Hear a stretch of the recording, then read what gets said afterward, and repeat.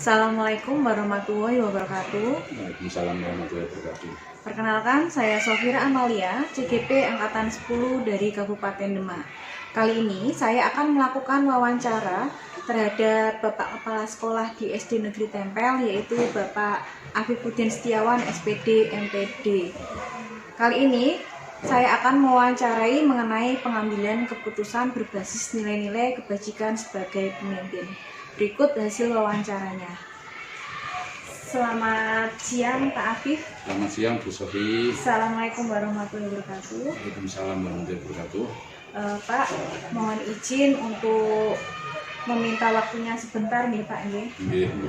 Kali ini saya ingin melakukan wawancara penjenengan tentang tugas saya di CGP Angkatan 10 ini, yakni tentang pengambilan keputusan berbasis nilai-nilai kebajikan sebagai pemimpin, Pak. Nah, ada beberapa pertanyaan yang ingin saya ajukan ke jenengan, mohon dijawab ya Pak.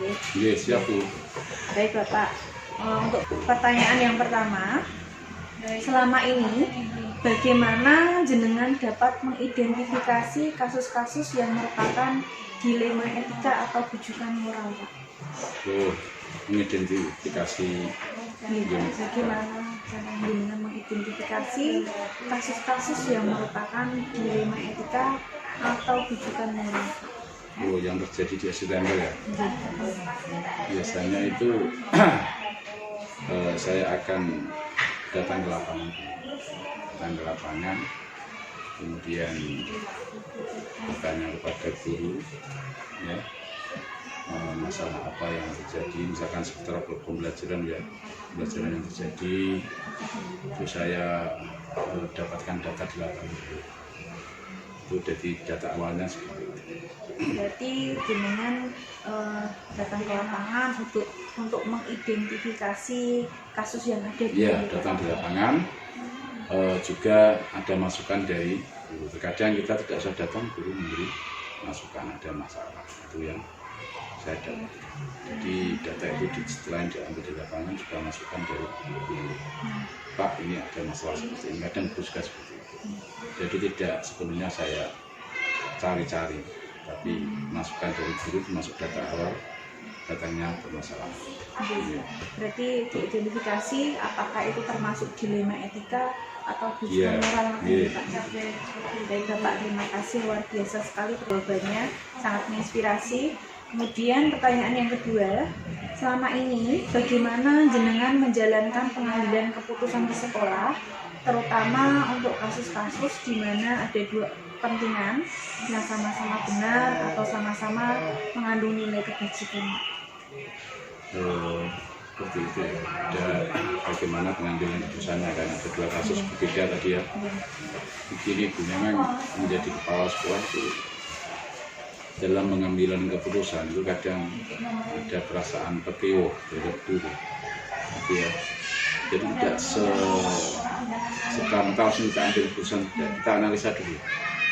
Jadi kalau kita ambil seperti ini, kebaikannya seperti apa? Kalau kita ambil seperti ini ya, nanti manfaatnya seperti apa? Jadi kita analisa dulu. Tapi kita utamakan adalah peraturan. Peraturannya bagaimana itu adalah dalam mengambil keputusan. Jadi kita aturan awal adalah peraturan, melaksanakan tugas pokok kita sebagai kepala sekolah. Jadi sesuai peraturan, walaupun kadang keputusan itu bertentangan dengan sedikit nilai-nilai tadi, tapi tetap kita harus berpegang pada peraturan tadi. Berarti segala sesuatu harus dilandaskan dengan peraturan. Iya, peraturan. Walaupun tidak langsung kita ambil keputusan, pendekatan dulu, tapi intinya adalah peraturan harus kita tegakkan. Tidak usah pekewo, seperti itu ya. Baik Bapak, terima kasih ya, jawabannya luar biasa sekali. Selanjutnya pertanyaan saya yang ketiga, langkah-langkah atau prosedur seperti apa yang biasa jenengan lakukan selama ini Pak? Ketika ada suatu masalah. Ketika ada suatu dilema etika. Berarti ini urutannya ya. Yang pertama tadi bagaimana tahu masalah, itu kita terjun ke lapangan. Kemudian yang kedua tadi kita mengambil keputusan harus berdasarkan kurang. Yang ketiga langkah-langkahnya adalah ya saya sebagai kepala sekolah juga terkadang minta bantuan kepada istri yang di rumah, kan juga sebagai guru. Nanti kalau saya ambil pesan seperti ini bagaimana? Kemudian kita libatkan juga guru senior. Ya, bagaimanapun juga guru senior itu kita manfaatkan keseniorannya. Ya. Mungkin dia lebih dewasa daripada saya. Itu yang jadi selain istri di rumah sebagai teman untuk rembukan, juga guru senior yang ada di sekolah itu. Kemudian juga ada kalanya guru yang lain. Jadi masalah ini nanti saya putuskan itu juga dari masukan satu guru. Tapi intinya adalah nanti saya yang akan mengambil keputusan. Jadi tadi langkah-langkahnya istri di rumah sebagai teman bicara pertama, yang kedua guru senior yang ada di kelas, dan juga masukan dari teman-teman. Apakah jenengan melibatkan komite atau warga sekolah juga, Pak? Kalau itu keputusan menyangkut pembelajaran, menyangkut satu orang guru, tidak, karena saya juga menjaga nama baik guru di komite. Tapi kalau permasalahannya sekolah, melibatkan warga sekolah, masyarakat itu nanti baru saya minta bantuan dari komite. Selagi itu adalah permasalahan guru, yang bertanggung jawab adalah kepala sekolah. Terima kasih ya Pak atas jawabannya. Selanjutnya hal-hal apa? Pertanyaan yang nomor 4, Pak. Hal-hal apa saja yang selama ini jenengan anggap efektif dalam pengambilan keputusan pada kasus-kasus dilema etika, Pak? Yang saya anggap efektif ya untuk pengambilan keputusan. Yang pertama dan utama adalah keputusan diambil untuk kepentingan dan kebaikan sekolah. Itu yang pertama. Jadi keputusan yang saya ambil adalah untuk kebaikan sekolah, ya, bukan untuk kepentingan guru ya, tapi untuk kepentingan sekolah. Itu hal yang utama yang saya ambil. Biarpun nanti ada 1-2 guru yang tidak populer dengan keputusan saya, tapi intinya adalah keputusan yang saya ambil adalah untuk kebaikan sekolah. Itu ya yang saya mengambil keputusan itu adalah berdasarkan untuk kepentingan kebaikan sekolah. Itu yang empat ya. Yang biasanya itu adalah efektif dipandang dari kebaikan untuk sekolah dan masyarakat sekitar. Jadi kita harus tetap menjaga nama baik sekolah, ya, keluar maupun di dalam. Walaupun tadi ada 1-2 guru mungkin yang tidak populer dengan keputusan saya. Seperti itu. Baik Pak, terima kasih atas jawabannya. Pertanyaan yang kelima. Kelima berarti terus. Hal-hal apa saja yang selama ini merupakan tantangan dalam pengambilan keputusan pada kasus-kasus dilema etika? Ada itu, mestinya semua kepala sekolah pernah mengalami ya. Ada tantangan dalam pengambilan keputusan. Yang pertama itu kita kalau mengambil keputusan tadi berdasar peraturan tadi ya, nanti akan berbenturan dengan yang kita putuskan tadi ya. Misalkan kita mengambil keputusan terhadap 1 orang guru disiplin misalnya, nanti tetap akan berbenturan ya, menjadikan tidak puas terhadap guru karena kita tegur, kan seperti itu. Nah, barangkali dia akan punya rasa bagaimana terhadap kepala sekolah. Tapi untuk mengambil keputusan itu saya tidak spontan. Saya olah dulu, saya cari momen yang tepat untuk menegur guru tersebut. Ya, cari momen yang tepat, tidak langsung, tidak menjaga tadi ya dilema etika tetap akan saya laksanakan. Ya, jadi tetap teguran itu diperlukan. Kemudian ini contoh masalah disiplin ya, saya contohkan aja. Tapi kita nunggu momen yang tepat untuk menegur guru tersebut. Itu gak Pak? Jadi tidak serta-merta langsung pedes saya tegur tidak. Ya. Saya analisa dulu, saya cari tahu mengapa kok terlambat, saya analisa dulu ya penyebabnya, tapi tetap akan saya tegur pada saat yang tepat. Seperti itu. Terima kasih atas jawabannya, sangat menginspirasi sekali Pak. Kemudian pertanyaan yang keenam, apakah jenengan memiliki sebuah tata krama atau jadwal tertentu dalam sebuah penyelesaian kasus dilema etika? Apakah jenengan langsung menyelesaikan di tempat atau memiliki sebuah jadwal untuk menyelesaikannya?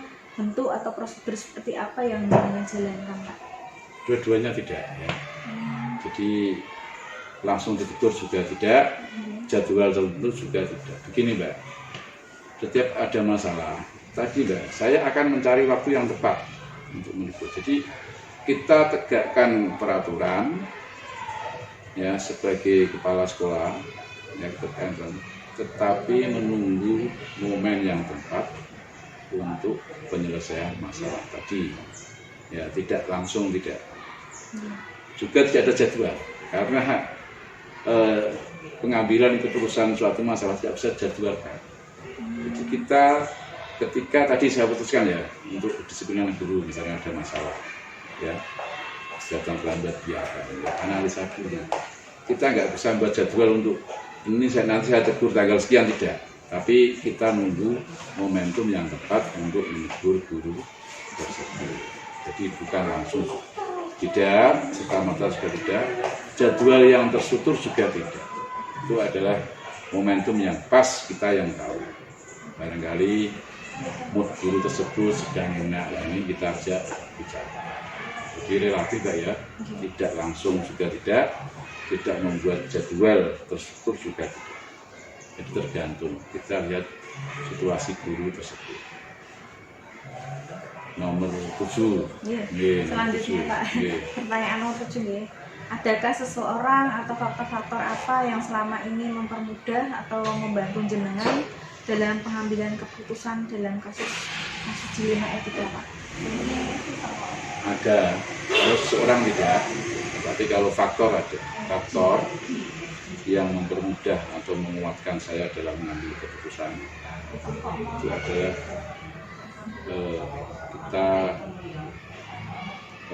bahwa kita yakin bahwa keputusan yang kita ambil adalah benar. Ya. Kita yakin bahwa keputusan yang saya ambil ini adalah benar dan harus dilaksanakan. Ya. Benar dan harus dilaksanakan. Ketika kita yakin dengan keputusan itu, maka kita memberi contoh. Kita memberi contoh kepada guru yang lain. Jadi faktornya adalah yang pertama itu kita yakin dulu bahwa kita adalah benar dan diambil benar, tidak salah ya. Yang kedua adalah tadi kita harus memberi contoh. Jadi kita yakin bahwa saya ini memberi contoh kepada guru yang lain. Jadi jangan menyuruh guru disiplin tapi kepala sekolahnya tidak disiplin, itu sama saja kan. Jadi memberi contoh dan juga kita yakin bahwa keputusan kita adalah benar sesuai peraturan. Seperti itu. Yang nomor 8 terakhir ya. Pertanyaan nomor 8 Pak, dari semua hal yang telah disampaikan, pembelajaran apa yang dapat jenengan petik dari pengalaman jenengan mengambil keputusan dilema etika Pak? Semuanya berarti secara umum ya. Kalau berarti begini Mbak Sofi ini kan calon guru penggerak, ya. Sudah setengah jalan ya. 60% kelihatannya. Jadi disiapkan besok menjadi kepala sekolah dan wajib taat kepada loyal pada atasan. Ya. Jikalau besok menjadi kepala sekolah, Bu Sofi juga akan mengalami hal seperti ini, dilema etika. Itu pasti. Ya. Terus lalu apakah ya pengalaman apakah yang sudah Bapak peroleh mengenai dilema etika? Ini memang tadi coba dibaca lagi nomor 8. Dari semua hal yang telah disampaikan, pembelajaran apa yang dapat jenengan petik dari pengalaman jenengan mengambil keputusan dilema etika? Ya, pembelajaran yang pertama tadi ya. Tadi saya ulang lagi, kita harus patuh kepada aturan, yaitu pembelajaran. Jadi patuh pada aturan dulu, patuh kepada aturan dulu. Kemudian setelah saya mengambil keputusan itu akan saya analisa, ya, patuh pada aturan dan analisa manfaatnya lebih besar atau mudaratnya yang lebih besar. Ya, saya analisa dulu, ya, manfaat dan mudaratnya. Keputusan saya itu, ya. Jadi yang pertama adalah kita harus taat kepada aturannya memang seperti ini, ya harus kita laksanakan. Itu yang pertama. Kemudian yang kedua adalah setelah kita mengambil keputusan, kita analisa apakah keputusan ini banyak manfaatnya atau malah lebih banyak mudaratnya, kan seperti itu. Terus yang ketiga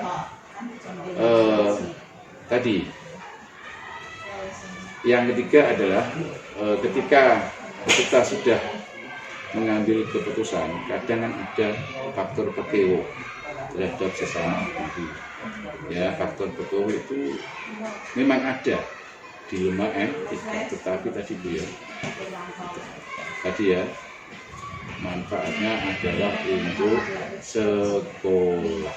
Ya, jadi ketika dengan tadi sesuai peraturan, kemudian yang kedua adalah dianalisis manfaatnya, ya, efeknya. Yang ketiga adalah untuk sekolah, harus keputusan itu harus manfaatnya baik untuk sekolah. Yang keempat pada yang terakhir, setelah mengambil keputusan, barangkali ada pihak yang tidak populer tadi ya, nah itu harus kita lakukan pendekatan, ya, kita lakukan pendekatan agar keharmonisan sekolah juga selalu terjaga tadi ya. Kita lakukan pendekatan, jangan dijauhi, ya, jangan jauhi, kita dekati, kita kembalikan lagi ke teman-teman agar keharmonisan terjaga, dan itu harus dimiliki oleh kepala sekolah. Di jangan pegang itu sendiri, misalkan dengan si guru A tidak suka terus tidak, ya, semuanya dirangkul, diyakinkan bahwa keputusan yang diambil adalah untuk kepentingan sekolah bersama. Begitu nggih? Sudah, Bu? Baik, Pak, terima kasih ya Pak sudah meluangkan waktu untuk wawancara dari tugas saya ini. Semoga dengan wawancara ini dapat menambah pengetahuan bagi saya dan bisa saya implementasikan dalam pengambilan keputusan yang dapat bertanggung jawab, Pak. Semoga sukses gitu ya. Kurang lebihnya mohon maaf, mungkin ada perkataan yang kurang berkenan atau yang salah, mohon dimaafkan ya Pak. Terima kasih atas waktunya Pak. Assalamualaikum warahmatullahi wabarakatuh. Waalaikumsalam warahmatullahi wabarakatuh.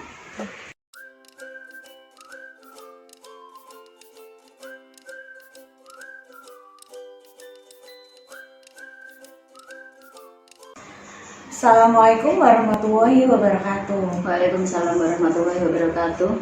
Perkenalkan, saya Sofira Amalia, CGP Angkatan 10 dari Kabupaten Demak.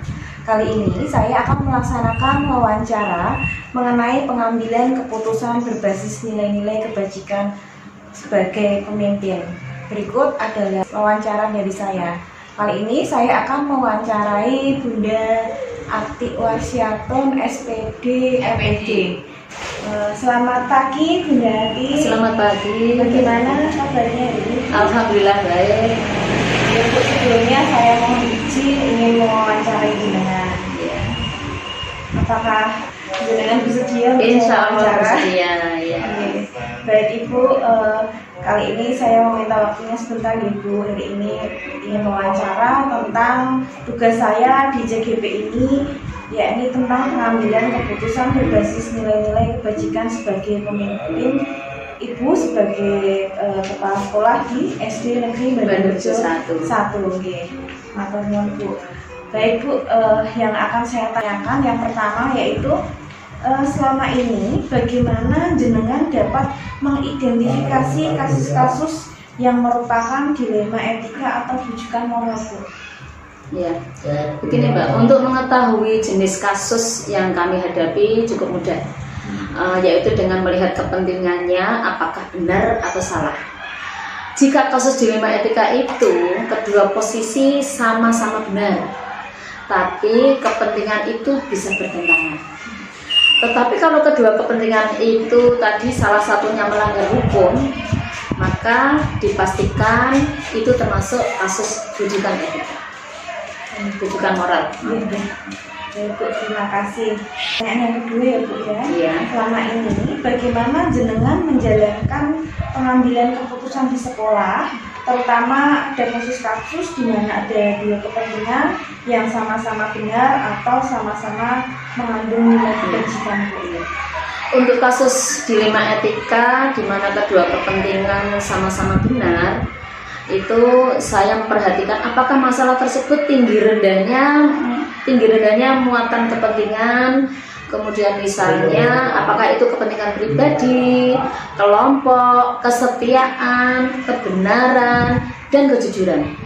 Jangka pendek atau jangka panjang, di samping itu saya juga memperhatikan sejauh mana dampak yang ditimbulkan dalam pengambilan keputusan tersebut. Baik Bu, terima kasih atas jawabannya, luar biasa ya Bu, sangat menginspirasi. Baik Bu, pertanyaan yang ketiga, langkah-langkah atau prosedur seperti apa yang bisa jenengan lakukan selama ini Bu? Ya, begini Mbak, selama ini dalam pengambilan keputusan yang kami lakukan, pertama tentu kita melihat kasus ini bersinggungan dengan apa saja dan sejauh mana nilai-nilai itu yang bertentangan. Yang kedua, kita lihat siapa yang terlibat di dalam permasalahan tersebut. Yang ketiga, kami melakukan pengumpulan data berupa fakta apa yang sudah terjadi. Karena kemudian, setelah itu kemudian kami analisa dengan apa paradigma yang terjadi. Di sini setelah kita tahu faktanya, kita lihat kebenaran-kebenaran atau salah kemudian setelah itu kita melakukan pengambilan keputusan. Setelah itu kita lakukan refleksi, apakah keputusan yang kita ambil itu sesuai dengan kaidah norma yang ada dan semua pihak dapat menerimanya. Begitu Mbak. Baik, langkahnya sangat luar biasa sekali ya Bu ya. Kemudian Bu, pertanyaan yang keempat, hal-hal apa saja yang selama ini jenengan anggap efektif dalam pengambilan keputusan pada kasus-kasus dilema etika Bu? Begini Mbak, dalam kasus dilema etika dikatakan apabila sesuai dengan nilai-nilai dan tidak menimbulkan masalah di kemudian hari, ini saya kategorikan dengan efektif ya dalam pengambilan keputusan gitu. Baik Bu, terima kasih. Selanjutnya, hal apa saja yang selama ini merupakan tantangan dalam pengambilan keputusan pada kasus-kasus dilema etika Bu? Tantangan terbesar tentukan dari pihak yang terlibat dalam memutuskan suatu permasalahan, yaitu upaya mempersatukan pemikiran dan kesepakatan. Itu memerlukan waktu yang panjang untuk menyamakannya. Di samping itu juga kami dapat memilih dan memilah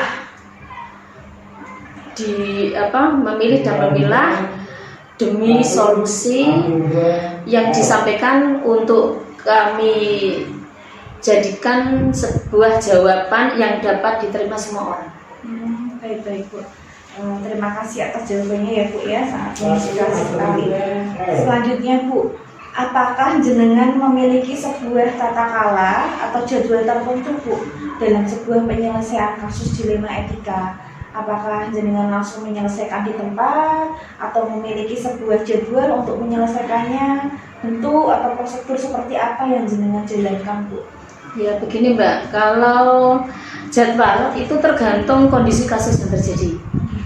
Kadang-kala ada keputusan yang harus kita putuskan segera, tetapi ada juga keputusan yang bisa kita undur. Nah, kalau sifatnya yang segera, berarti kita tidak boleh membuat jadwal, harus kita putuskan segera. Tetapi kalau masalah ini masih bisa kita tunda keputusannya, maka kita buat jadwal tertentu supaya hasil keputusannya efektif dan efisien. Baik Bu, terima kasih atas jawabannya ya Bu ya. Selanjutnya, adakah seseorang atau faktor-faktor apa yang selama ini mempermudah atau membantu jenengan dalam pengambilan keputusan dalam kasus-kasus dilema etika itu? Ya begini Mbak, tergantung permasalahannya ya. Permasalahan yang kita hadapi itu bagaimana. Kadang kita melibatkan semua guru dalam pengambilan keputusan. Terkadang juga hanya melibatkan beberapa guru atau wali kelas atau guru BK atau wakil ya. Karena kita di sini tidak ada wakil kepala sekolah, paling tidak guru senior. Kadang-kala juga melibatkan komite sekolah. Jika permasalahan ini menyangkut kepentingan orang tua siswa, dan bahkan kami juga meminta saran dari pengawas sekolah sebagai atasan kami dalam pengawasan dan pembinaan. Baik Bu, jadi melibatkan berbagai pihak ya, betul, stakeholder yang ada, betul, stakeholder yang ada. Kadang sama guru. Iya, tergantung besar kecilnya permasalahan. Ya. Baik Bu, terima kasih ya Bu ya. Untuk pertanyaan yang berapa dari semua hal yang telah disampaikan, pembelajaran apa yang dapat jenengan petik dari pengalaman jenengan mengambil keputusan dilema etika, Bu? Iya, pertama dalam mengidentifikasi kasus yang terjadi harus dilakukan dengan pemikiran yang matang. Apakah termasuk kasus dilema etika atau rujukan moral? Kemudian ada kasus yang perlu diselesaikan segera, yang perlu saya putuskan sendiri. Atau beberapa kasus yang diselesaikan secara kolektif. Selanjutnya, dalam pengambilan keputusan, ini saya memperhatikan kepentingan kedua sisi, ya, agar tidak menimbulkan gejolak berkelanjutan. Baik Bu, jadi harus dipikirkan secara matang-matang ya Bu ya. Tadi merupakan pertanyaan-pertanyaan yang saya ajukan dari tugas saya di modul 3.1 ini mengenai pengambilan keputusan berbasis nilai-nilai kebajikan sebagai pemimpin.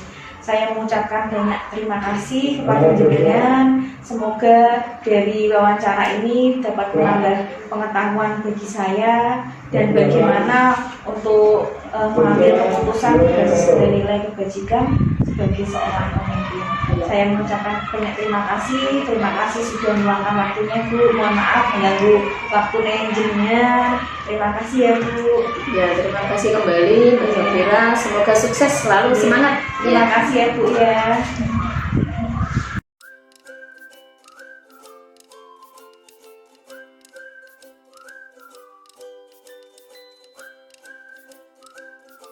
Assalamualaikum warahmatullahi wabarakatuh. Waalaikumsalam warahmatullahi wabarakatuh. Baik, pada kesempatan kali ini saya akan melakukan wawancara tentang tugas pengambilan keputusan berbasis nilai-nilai kebajikan sebagai pemimpin di modul 3.1 tugas calon guru penggerak angkatan 10 Kabupaten Demak ini. Pada kesempatan kali ini saya akan mewawancarai Ibu Sri Rupati Aton SPD MPD. Beliau adalah seorang kepala sekolah di TK Kartikarini 2 Bakong, Kecamatan Mijen, Kabupaten Demak. Berikut adalah wawancara dari saya. Selamat menyaksikan. Assalamualaikum warahmatullahi wabarakatuh, Ibu. Waalaikumsalam warahmatullahi wabarakatuh. Baik, bagaimana kabarnya Bu? Alhamdulillah baik. Alhamdulillah Ibu. Bu, saya mohon izin untuk meminta waktu jenengan sebentar nggih.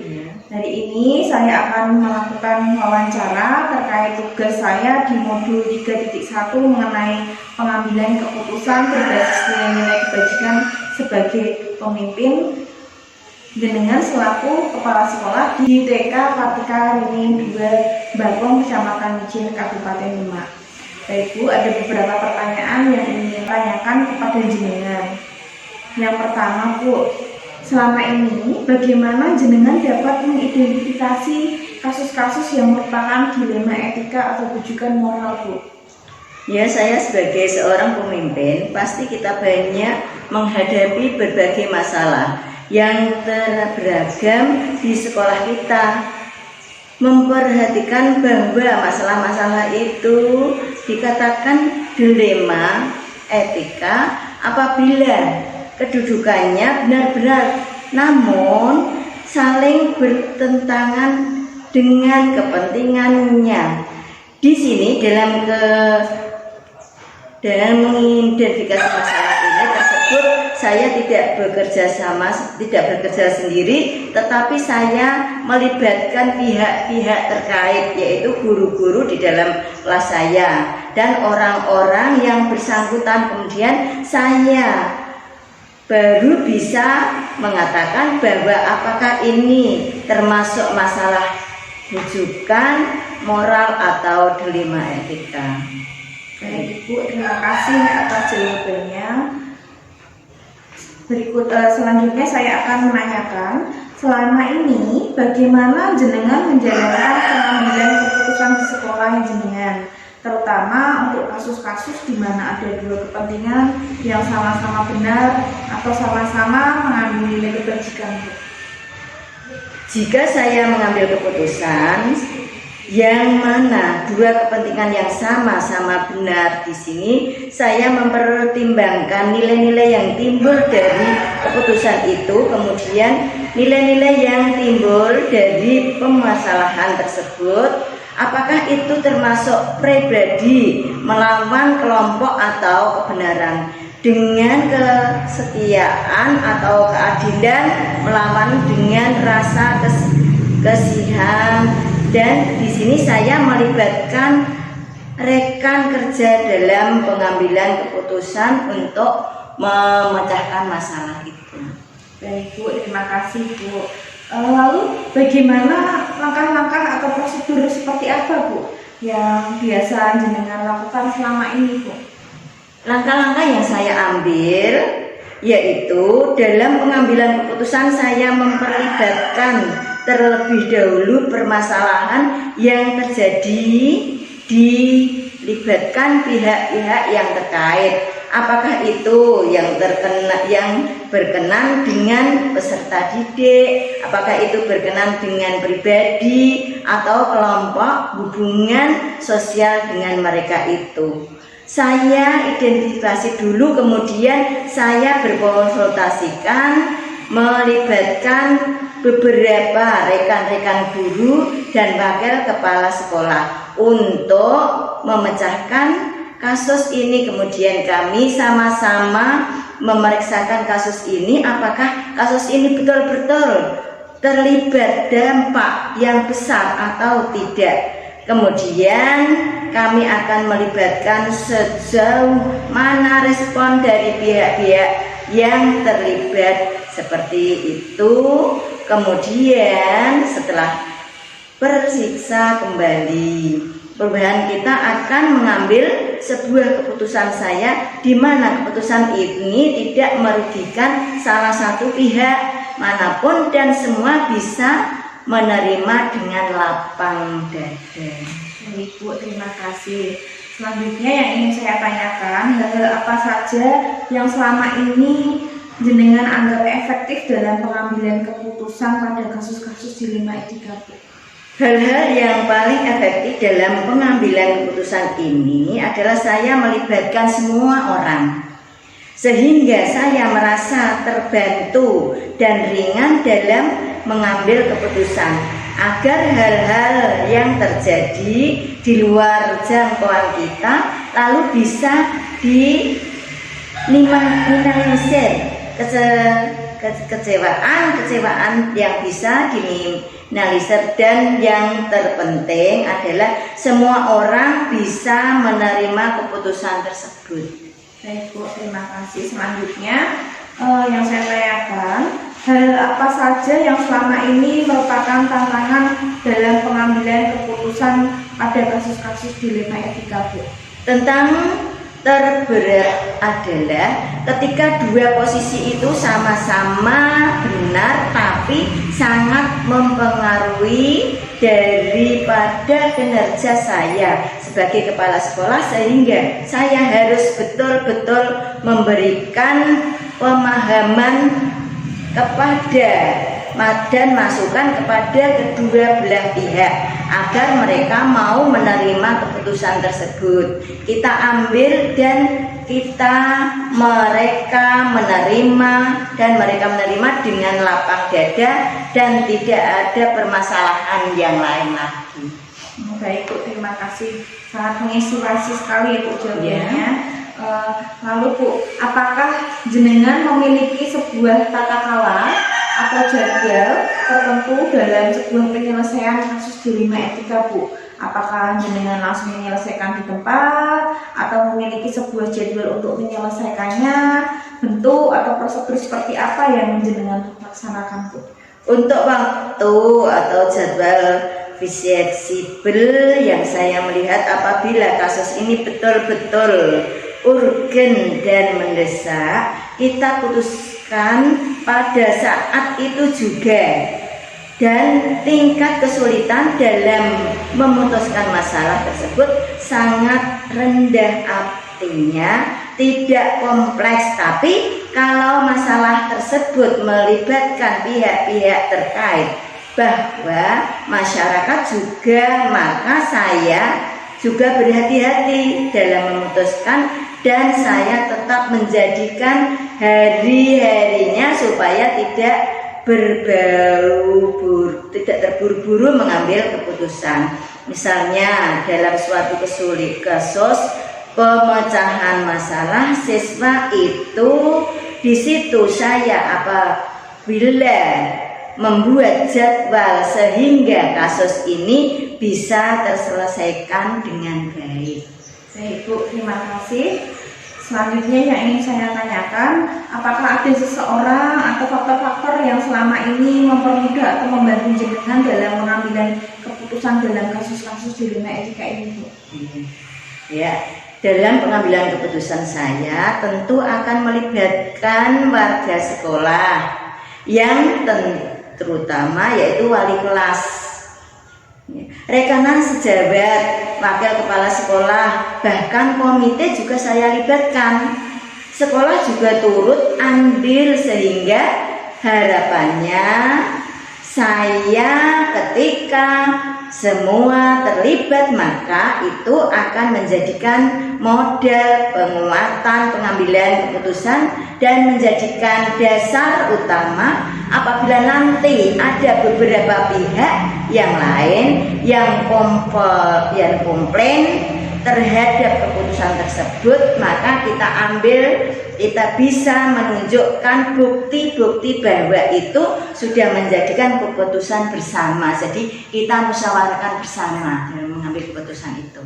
Baik Bu, terima kasih. Jadi harus dimusyawarahkan, melibatkan berbagai pihak yang terkait. Baik, terima kasih Bu atas jawabannya, luar biasa, sangat menginspirasi.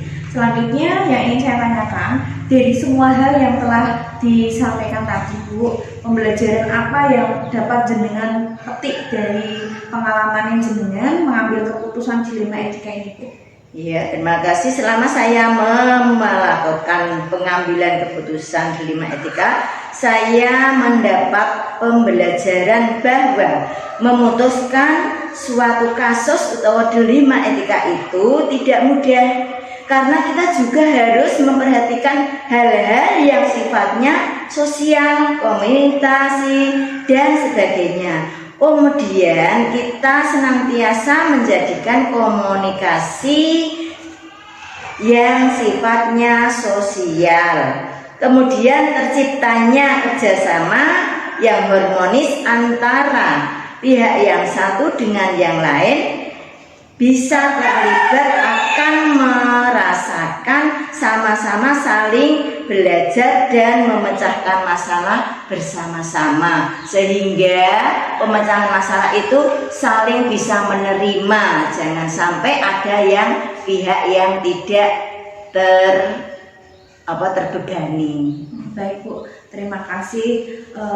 Demikian pertanyaan-pertanyaan yang saya sampaikan ke jenengan Bu. Saya mengucapkan terima kasih. Semoga dari hasil wawancara ini dapat menambah pengetahuan saya dan semoga saya bisa mengambil keputusan ini secara tanggung jawab dan melibatkan beberapa pihak yang terkait Bu. Terima kasih sudah meluangkan waktunya untuk saya. Terima kasih ya Bu ya. Iya, sama-sama. Kalau saya ada salah jawaban atau kurang berkenan bagi Ibunda, kami juga mohon maaf yang seterusnya. Baik, terima kasih Bu. Selamat siang. Siang. Assalamualaikum. Waalaikumsalam warahmatullahi wabarakatuh. Demikianlah hasil wawancara dari Ibu Sri Mukoti Aton SPD MPD, yakni Kepala Sekolah dari TK Kartika Rini 2 Bakung, Kecamatan Micin, Kabupaten Demak. Terima kasih. Wassalamualaikum warahmatullahi wabarakatuh. Waalaikumsalam warahmatullahi wabarakatuh.